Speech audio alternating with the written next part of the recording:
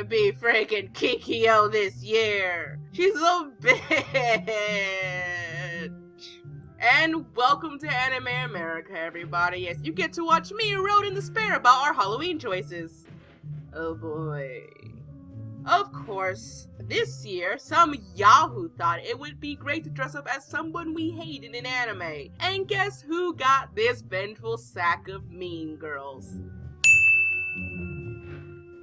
So while I contemplate the best way to cleanse myself of my self-horrifying experience, why don't you guys sit down, grab some snacks, and enjoy today's frightening review. The summer 2010 psychological horror mystery, Shiki!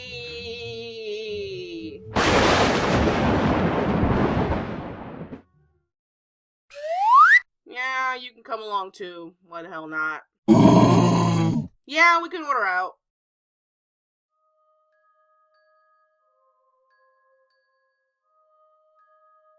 Tonight's haunted tale takes us to the small settlement known as Sotoba Village, a town where everyone knows everyone despite this cynical sense of community. But nonetheless, it was an okay place to live. Well, that was until one fateful night when a new family moves into the mansion on top of the hill, bringing forth the dawn of mysterious deaths. From that point forward, the inhabitants of this forsaken town are thrown into a psychological thriller that will change them forever.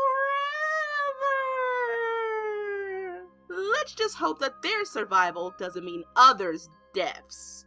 Getting straight into the discussion, I think one of Shiki's most prominent features is how community is so ingrained in the storytelling. In this tale, our attention is mostly split between three main parties. Team Anime USA! Anime CSI, featuring Dr. Ozaki and his cohorts as they try to save everyone at the clinic.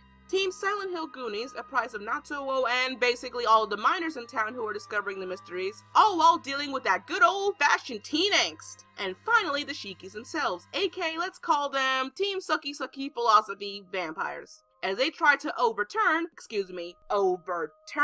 the entire village and hope to make it a place where they belong. Now, before we dive deep into each of the parties, I wanted to say that for a horror anime, it wasn't very scary to me. As some of you know, I take lessons out of the Charlie Brown Guide to Celebrating Scary Holidays. Unless there's cookies and crafts involved, I make like a horror movie stereotype and get the hell out of there. To be honest, I was entertained and engrossed by the overall plot, but the individual plot lines were real frustrating. With the Philosophy Vampires, the plot spends time trying to ask the question, who the real monster is. I did like how the show spends the first half showing the pros and cons to Shiki's being in existence. My problem is that when it comes to putting that existence theme into practice, it sounds regurgitated and downright arrogant. But anyway, I like how much effort was put into showing how human the Shikis operate. The emphasis on emotions like guilt and desire to live without retribution was really good. Tanako Kirishiki is one of my favorite characters in the show because of that. Tanako has a great mix of unwavering resilience to live, as well as a good air of mystery. However, I couldn't say the same for the secondary members of Team Shiki. Many of them felt incomplete and less sympathetic as time went on. Tatsumi was sly, for example, and my second favorite person of this group, but boy was he an ass. I felt like there wasn't enough time to develop him with too many unanswered questions. Chizuru and Seishiro Kirishiki were two sides of the same bullshit. One was annoyingly childish and the other was childishly full of himself. Altogether, I wish the Shiki argument had more time to flesh out, since it felt like by the end of it all, they felt too victimized despite all the terrible things they did. Though, this would explain why I couldn't care less for any of the human narratives either. Much attention was focused on Team CSI and the other adults with defined roles in town, since they are the ones that, from a human perspective, were in the acceptable protocol to actually solve things. Toshio Ozaki, at a good consequence, got the most character development in this anime, but at the sacrifice of having his emotions pushed to their limits. If anything, he was the character who sparked the who is more of a monster debate so directly. But even when I felt bad for him on many instances, I could also never fully sympathize with him. I mean, the town put him into such a difficult position that it's a no-brainer he would be so stressed out. Yet, I guess his personality or his results at the show's climax was what did it for me. Maybe that's just the show's point, since so much of the show's more controversial moments stemmed from him, but I just don't know. Along with him of mention comes with his childhood friend and local clergyman, Seishin Muroi. Not surprisingly, Seishin decides to take the pacifism stance of the argument, saying that despite the situation, it doesn't constitute murder, and for a point, I agree with him. He proves to be a decent foil to Ozaki, who ultimately decides to take the unearthly measures into action. I feel like Seishin was also the audience's buffer for the events of the anime. However, I also don't fully sympathize with him either, because he, along with many others in town, refused to make any real decision of impact until it was all too late. Yes, Ozaki was criticized for sounding foolish by both human and Shiki alike, but at least he was actively doing shit. Seishin knew what was happening and just sat there with his hands unfolded, which is why I think he is also in the wrong to some degree. Yes, he might have not been one of the countless townspeople waiting for their fates to happen, but doing what he could just wasn't enough. Giving us his decision in the end, though, I won't frown him on that because he did make one. Same goes for our last group that needs to be talked about, Team Silent Hill Goonies, because this is where I thought the show should have invested more time in. One part of the small town mentality that really worked against the people, but to great effect of the plot, was their dismay of listening to the youth population, because besides Dr. Ozaki, they were also the only ones who caught on to the Shikis early on in the series. But it doesn't mean many of them were likable either. Natsuo Cody is a prime example of this. I understand that as an outsider just moving into town, his viewpoint would be a bit different from others. However, he was a moody sack of flesh for a lot of the series. Nothing he did came off as likable, and when they did give him a character moment with his best friend Torimuto, it fell flat on his face. He just kept the same expressions of mad and cold, no variety or payoff for this prick. His only redeeming factor is his tuition and surprising way he went out in the end. And I will agree though, his parents sucked. Like, really sucked. Toru was kind of no better. He was nicer, but that's all I can say about him. Kind of forgettable in the end. Akira and Kaori Tanaka were the only characters in the entire show I felt a long sympathy towards, for being the brunt of the no one listens to kids theme of the plot. Anyone else to mention here?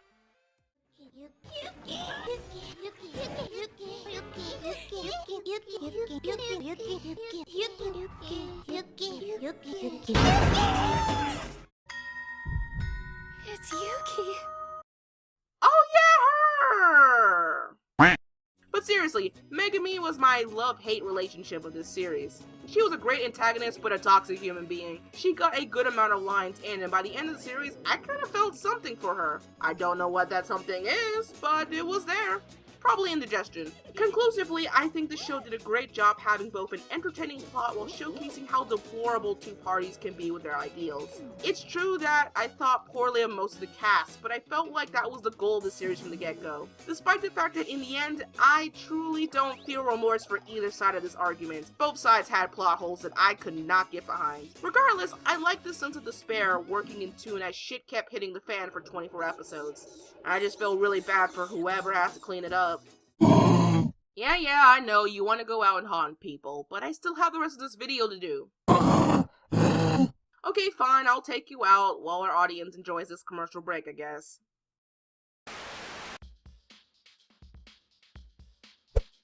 And now it's time for our fun-filled segment, the Community Corner. The time where I give a shout out to other creative outlets in the anime community in hopes that more people will have a look-see. This will be the first one suggested by you lovely people at home, and taking a look at this content myself, I will say that I always love showcasing a fellow reviewer. So, coming in at 25,000 subscribers, the Shadow ACS channel specializes in analysis, top 10s, and even has videos about... Yeah, I'm just gonna bookmark that. His recent Basculus video does an interesting job on highlighting the show's action scenes as an example. It's that type of homey podcast-like commentary that feels passionately thought through, which comes to a thumbs up from me. If you want to enjoy interesting deep commentary that you can enjoy any time of the day, then why not head over to youtube.com/shadowacs and check him out. Maybe throw a sub his way if you want to stay for more. And tell him from me he's got a totes of buttery voice. Now, if you know of any creative outlets that need attention in this world of anime, either comment down below or at Shannen on Twitter with the hashtag #CommunityCorner to tell me all about it. In this time where outreach is more important than ever, well, I may be just one girl on the internet, I will always try my best.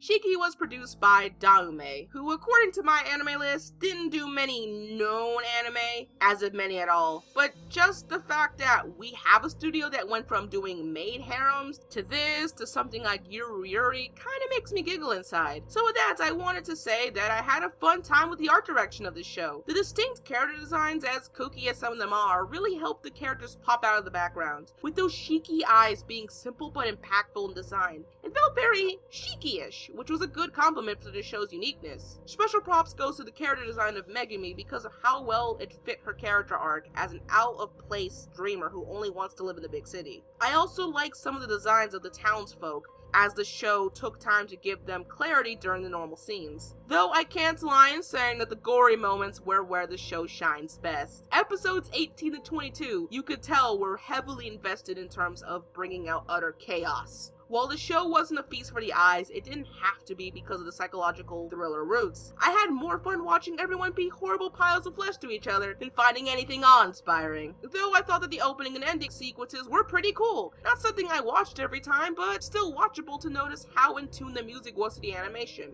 Sound direction is a slightly different story. As a proud scaredy baby, I'm amazed I wasn't very scared by any of the big noises. I was more trained in its audible cues than anything, which is kind of disappointing.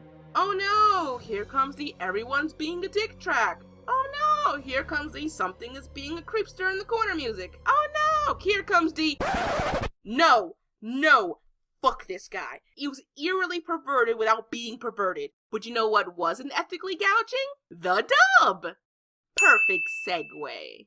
Being made in 2010, a lot of this new age's greenhorns had not fully arrived at the Funimation scene yet, so this series was chock full of veterans. For better or worse, the cast was placed in roles that in my opinion they felt the most home in. J. Michael Tatum played the confident eccentric, David Wald played the calm calculative type, and Tia Ballard can still play one good bitch. No one is a standout voice in my opinion, which is okay, but kinda disappointing. But I still recommend the dub for the sake of getting absorbed into the thriller aspect of it all. It's just easier when you don't have to read subtitles for immersion's sake.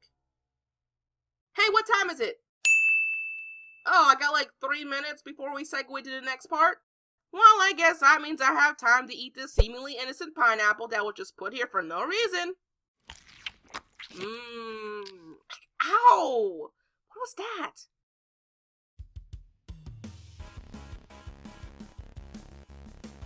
Ghouls and girls, it's time for that wonderful after show, the part where we crack all secrets wide open and talk about the show's juice, your insides. This segment is for those who have already finished the series. Without further ado, this is your final spoiler warning.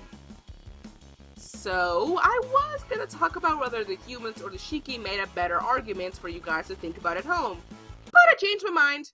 We are gonna talk about the other underlying theme of Shiki, the small town mentality. The reason I'm interested is because of the growing amount of small-town revival anime that have been popping up in recent years. Sakura Quest being one of my favorites of that bunch because it showcases the good points of being in a small town while not ignoring its flaws and how to raise a town better. So when Shiki really got into commentating about the faults of small towns, my ears perked up joyfully. As for now, let me point you all to what Megumi said right before her death. You like living in a podunk town where nothing ever changes!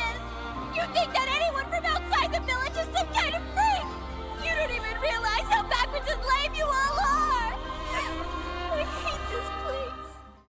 At first, listening to Megumi, a character who already had a bias against Sotoba, might sound discrediting. Megumi, along with other characters in the series, make similar points of frustration and alienation when living in Sotoba, from Natsuo and his family being referenced blatantly by the townspeople as outsiders, to the sheer lack of privacy one feels when everyone in town is talking about someone else's business. Heck, even among their own age groups, if someone in their circles is too different from the rest, they have no business of wanting to connect with them and instead chooses to isolate them. They never listen, and not only do these people express a fear of the unknown Shiki, but a fear of change and abnormality. Kinda hypocritical when you think about what a lot of the humans say towards the Shiki by the end of the series. It's made to sound arrogantly selfish and cruel. Again, I understand that it is a thriller, emotions were hyped up, but when you compare this mentality to the talks brought forth in an anime like Sakura Quest, you can't help but think that the pros and cons are somewhat reflective, even if exaggerated in Shiki's case. Natsuo's parents are a good example because they seamlessly go out of their way to think differently from their surroundings, so much so that I question their genuine motives.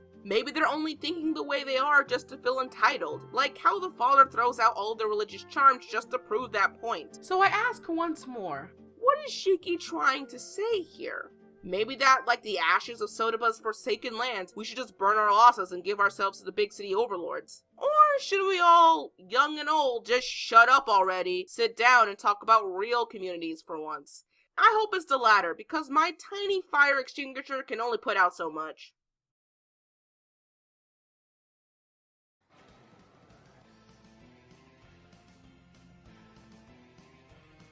Shiki as a series is a fun, entertaining thriller that should be enjoyed from the outside in, and not the inside out. If you take the show at face value, I can say that you will enjoy the deplorable natures of different beliefs killing each other in a tiny space, but become very frustrated once things get philosophical. 95% of the characters were turds, the plot under a microscope was pasted together by turds, and the pros and cons to Shiki kind was handled like a bunch of turds. And yes, it is still magical to watch it all burn. So under some consideration and 45 bottles of blue hair gel to lure one overconfident snob knocker to his well-deserved demise, I award Shiki with a recommendation to try it and a watchability rating of T for teen. I just thought that between the cheap Funimation Save edition in the US and the solo dubcast, it's worth a pickup for at least an impulse buy. Other than that, this series can be better off streamed if that's more your taste. As for watchability, for anime standards, this is not on Corpse Party Higurashi levels of gore, but watching how broken these townspeople become is the price of admission for a good teen audience. As for anime alternatives, let's start with the obvious choices and go with Tokyo Ghoul and Parasite respectively, because both are about a group of non-humans trying to live their own lives while humanity copes with their despair and gore that's brought from it. Next, I recommend the anime Yamishibai and Myoga. Yamishibai is the perfect anime for anyone wanting to watch something different for Halloween, as it's an anthology of Japanese ghost stories. And Myoga, not because it's good, but because it's still fun to watch 30-something people all be total dicks to each other in a small deserted village. And finally, I know this is out of place for a Halloween video, but you know what? Sock request, because sometimes you need a palate cleanser and all the brouhaha. So between everything here, I hope you'll find something to fill that void. I know I say this a lot, but thanks to everyone watching my review. I picked up Shiki because a couple of my closest friends liked it, and it was something I know we haven't done on the channel or not many have heard of. Can I please take this off now? It's just making me want to punch my mirror. Fine, we'll go haunting. Just let me wash my face first.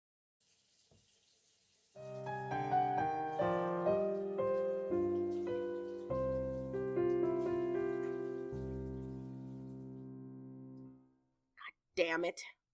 Hey, we got a website. You should check it out. Link is in the description box down below. We're also on Facebook, Twitter, and Tumblr, so follow us. Be sure to like, favorite, and subscribe to Anime America Podcast for more awesome reviews. If you're interested in anything of pop culture, check out our other awesome channel, Pop Spectrum. You'll be glad you did. Thank you for watching, and stay tuned to Anime America.